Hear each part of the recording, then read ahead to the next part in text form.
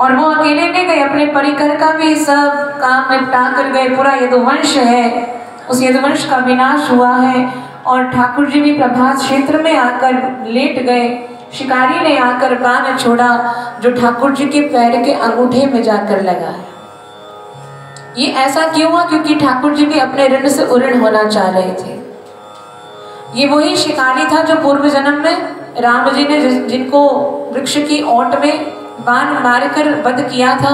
कौन थे? सुग्रीव के भाई बाली।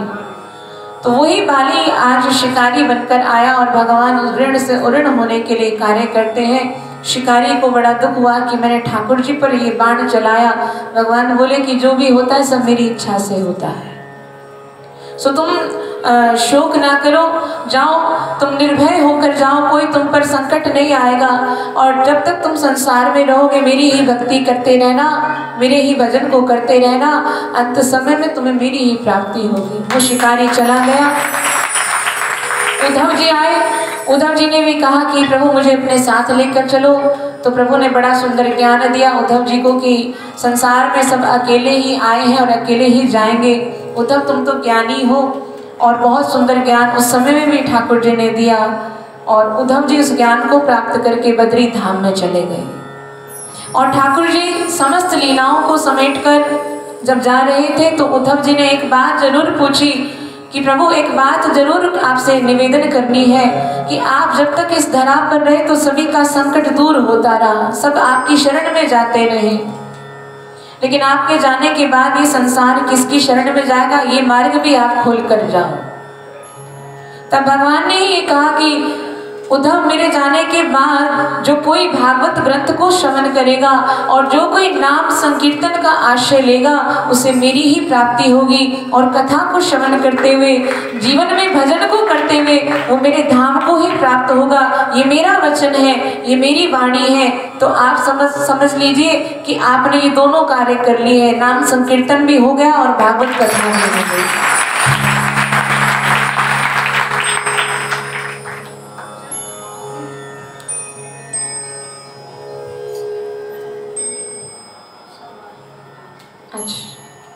तो ये सभी कथा सुखदेव जी महाराज ने राजा परीक्षित को श्रवण कराई और कहा राजन आज सप्तम दिवस है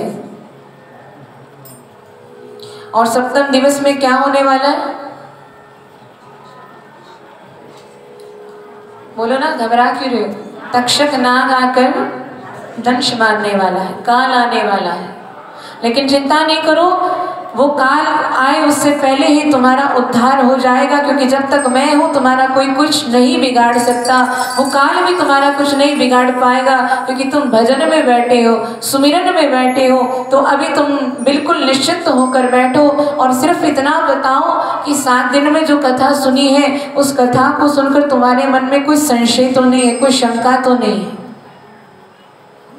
तो राजा परीक्षित कहते हैं महाराज पहले तो आपके चरणों में कोटि कोटि वंदन है, बारंबार प्रणाम है। हरि की कथा सुनाने वाले आपको बार बार प्रणाम है। आपने जो मुझे अमृत वचन दिए हैं, आपने जो मुझे अमृत का प्याला पिलाया है, उसके आगे कोई संशय तो क्या? अब तो मेरे मन में कोई भय भी नहीं है। अब तो मैं निर्भय हो गया हूँ, अब मैं निश्चिंत हो गया हूँ। अब मुझे भरोसा हो गया है कि अब मुझे भगवान की शरण अवश्य मिलेगी, क्योंकि जिसको संसार में गुरु की शरण मिल गई है उसे निश्चित भगवान की शरण अवश्य मिलेगी।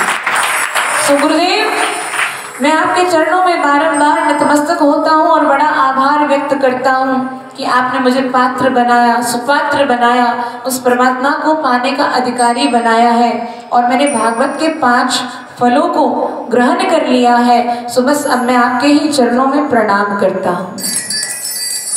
ये कहकर राजा परीक्षित चरणों में झुक गए और सुखदेव जी महाराज ने अपना वरद हस्त राजा परीक्षित के सिर पर रखा। सभी श्रोता जो वहाँ पर बैठे थे, सभी ऋषि मुनि जो वहाँ पर बैठे थे, बड़े बड़े संत वहाँ पर जो बैठे थे, सबने स्वयं देखा कि जैसे ही सुखदेव जी का हाथ परीक्षित के सिर पर आया है, परीक्षित के भीतर से एक ज्योति निकली जो उस महान ज्योति में जाकर लीन हो गई है। बोलो कृष्ण कन्हैया लाल की जय।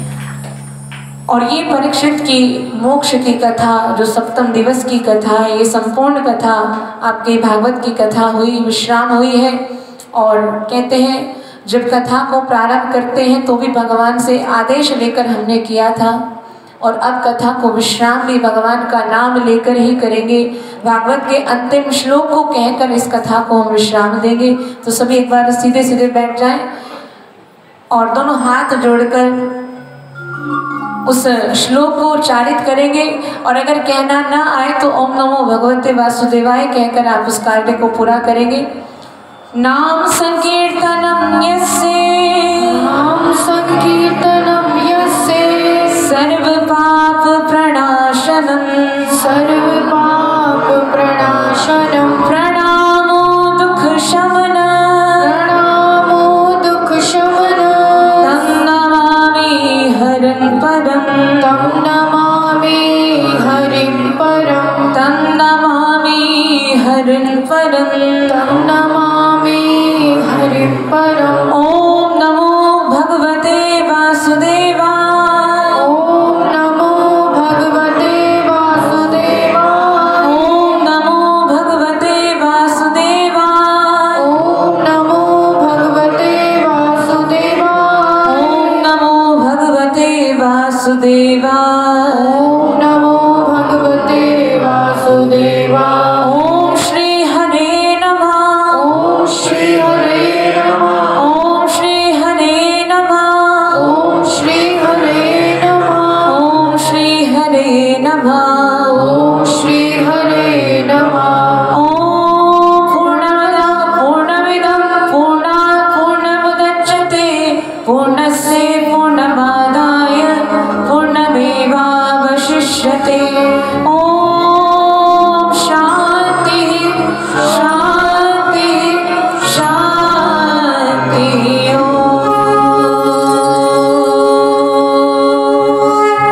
बोले श्री सद्गुरुदेव महाराज की जय। श्रीमद् भागवत महापुराण की जय। महर्षि वेद व्यास जी महाराज की, महामुनि सुखदेव जी महाराज की। जय। और आइए श्री सद्गुरुदेव जी का जो आदेश कि 7 दिन में हमें जो मिला है, आनंद घन रूपी परमात्मा हम सबको मिले हैं। तो जैसा कि जीवन में जब कुछ मिल जाता है तो क्या होता है, हमारे पैर जमीन पर नहीं होते थे। तो वही दशा आपकी होनी चाहिए।